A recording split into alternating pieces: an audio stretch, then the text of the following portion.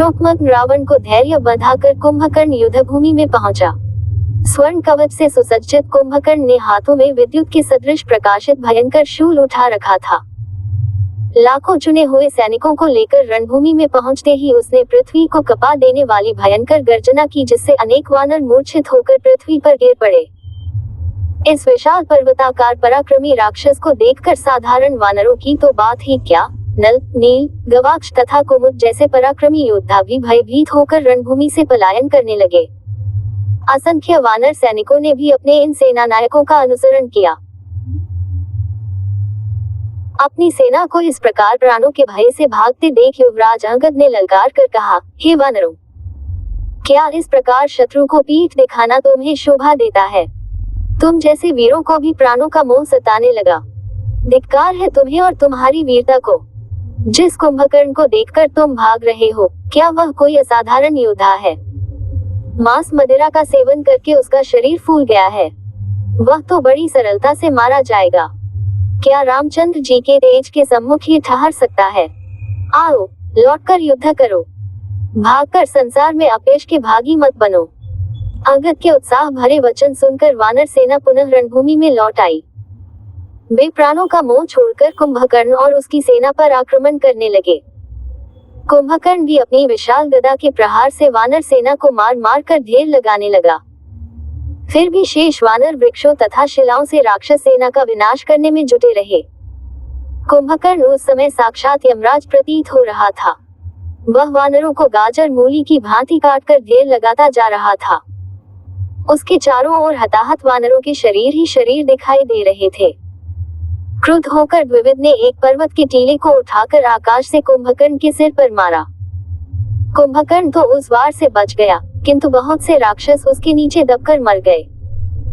राक्षसों की इतनी भारी क्षति से उत्साहित होकर वानरों ने दूने बल से राक्षस सेना का संहार आरंभ किया, जिससे संपूर्ण समरभूमि में रक्त की नदियां बहने लगी। अब कुंभकर्ण पर हनुमान भी आकाश मार्ग से पत्थरों की वर्षा करने लगे, परंतु उस पर इसका कोई प्रभाव नहीं पड़ा। वह अपने शूल से पत्थरों के टुकड़े करके इधर उधर छितरता रहा। इस प्रकार अपने वार खाली जाते देख हनुमान ने एक नुकीला वृक्ष उठाकर कुंभकर्ण पर वार किया और उसका शरीर लहूलुहान कर दिया। उसने जब अपने शरीर से शोणित बहता देखा तो उसने वज्र के सदृश एक शूल पवन कुमार के मारकर उनकी छाती चीर दी। उसकी पीड़ा से वे व्याकुल हो गए। उनके मुख से रक्त बहने लगा। हनुमान की ये दशा देखकर राक्षस सेना ने जेनाद किया और वे तीव्र वेग से मारकाट मचाने लगे। हनुमान को घायल होता देख गंधमादन, नील, ऋषभ, शरभ तथा गवाक्ष पांचों पराक्रमी सेनानायक एक साथ कुंभकर्ण पर टूट पड़े। इस संयुक्त आक्रमण का भी उस पर कोई विशेष प्रभाव नहीं पड़ा। उसने पांचों को पकड़कर इस प्रकार मसला कि वे मूर्छित होकर पृथ्वी पर गिर पड़े। अपने सेनानायकों को इस प्रकार मूर्छित होते देख वानर सेना एक साथ कुंभकर्ण से चिपट गई। वह इससे भी विचलित नहीं हुआ और मुखों से मार मार कर उनका सफाया करने लगा। सैकड़ों को उसने पूंछ पकड़ पकड़ कर फेंक दिया और बहुत से वानरों को पैरों के तले रौंद डाला। जब उसके सम्मुख हनुमान, अंगद, नील, द्विविद, सुग्रीव जैसे वीर भी न ठहर सके और वानरों का अभूतपूर्व विनाश होने लगा तो सेना में भगदड़ मच गई। उन्होंने रामचंद्र जी के पास जाकर गुहार की, हे रघुवीर, कुंभकर्ण ने हमारी सेना को तहस नहस कर दिया है। हमारे बड़े बड़े सेनापति घायल हो गए हैं। वह यमराज की भांति हमारी सेना का घोर विनाश कर रहा है। ऐसा प्रतीत होता है कि वह हमारी संपूर्ण सेना को नष्ट कर डालेगा। इसलिए हम आपकी शरण में आए हैं। अब आप ही कुछ कीजिए, अन्यथा आज हमारी सेना का नामोनिशान नहीं बचेगा। अपनी सेना की दुर्दशा का वृतांत सुनकर लक्ष्मण का मुख क्रोध से रक्तवर्ण हो गया। वे राम की अनुमति लेकर कुंभकर्ण से युद्ध करने के लिए चले। उनके पीछे पीछे वानर सेनापति भी जयघोष करते हुए चले। अपने सम्मुख लक्ष्मण को देखकर कुंभकर्ण ने हर्षनाद करते हुए कहा, लक्ष्मण, मुझसे युद्ध करने का तुम्हारा साहस देखकर मैं प्रसन्न हुआ। तुम अभी बालक हो और मैं तुम्हारा वध नहीं करना चाहता। तुम लौट जाओ और राम को भेजो, मैं उसका ही वध करूंगा। इस प्रकार से लक्ष्मण का निरादर करके कुंभकर्ण उस ओर दौड़ा जहां राम खड़े थे। कुंभकर्ण को अपनी ओर आते देख वे उस पर रौद्र अस्त्रों से प्रहार करने लगे। जब इन अस्त्रों का उस पर कोई प्रभाव न पड़ा तो उन्होंने मयूर पंखों से सुसज्जित तीक्ष्ण बाण छोड़कर उसकी छाती फाड़ दी। इसकी पीड़ा से वह व्याकुल हो गया। उसके हाथों से गदा तथा अन्य अस्त्र छूटकर पृथ्वी पर गिर पड़े। जब रामचंद्र जी के आगे उसकी एक न चली तो वह खिसियाकर मुकों, लातों और थप्पड़ों से वानरों को मारने लगा। इस पर श्री राम ने उसे फिर ललकारा और तीक्ष्ण बाणों से उसके शरीर को छलनी कर दिया।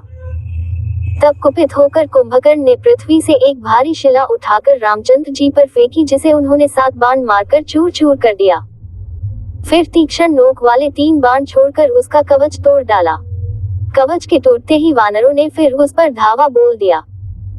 उनसे घायल होकर वह क्रोध में इतना पागल हो गया कि उसे अपने और पराये का भी ज्ञान न रहा। उसने वानरों और राक्षसों सभी को मारना आरंभ कर दिया।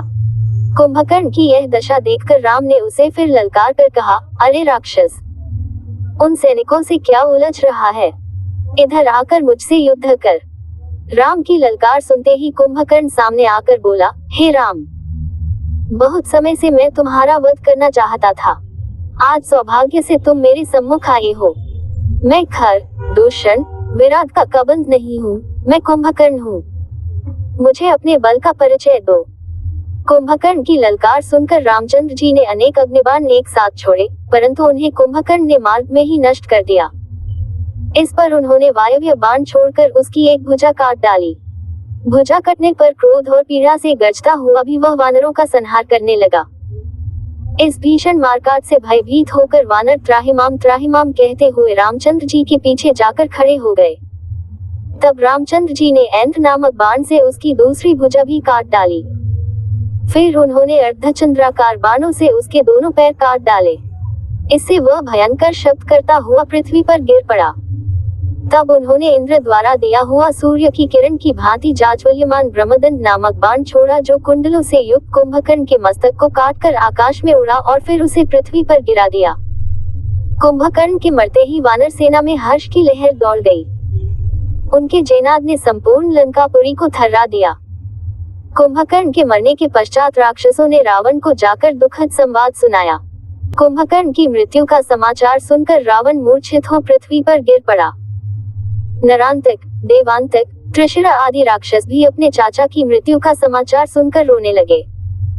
जब रावण की मूर्छा भंग हुई तो वह विलाप करके रोने लगा, हाय, आज मैं भाई को खोकर बिल्कुल असहाय हो। कुंभकर्ण के नाम से देव दानव तक थर्राते थे। वह भी राज मनुष्य और वानरों के हाथों मारा गया। तुम्हारे बिना आज ये राज्य मेरे किस काम का? तुमने ठीक ही कहा था कि मैंने विभीषण की बात न मानकर भूल की थी। हाँ कुंभकर्ण, मुझे अकेला क्यों छोड़ गए? बिना भाई के ये जीवन भी कोई जीवन है। मैं तुम्हारे बिना अब किसके भरोसे जीऊंगा? इस प्रकार विलाप करते हुए वह फिर मूर्छित हो गया। जब रावण को फिर सुधि आई तो त्रिशिरा ने उसे धैर्य बंधाते हुए कहा, पिताजी, चाचाजी के मरने का आप इतना शोक क्यों करते हैं? उन्होंने तो शत्रु के छक्के छुड़ाने के पश्चात ही वीर गति प्राप्त की है।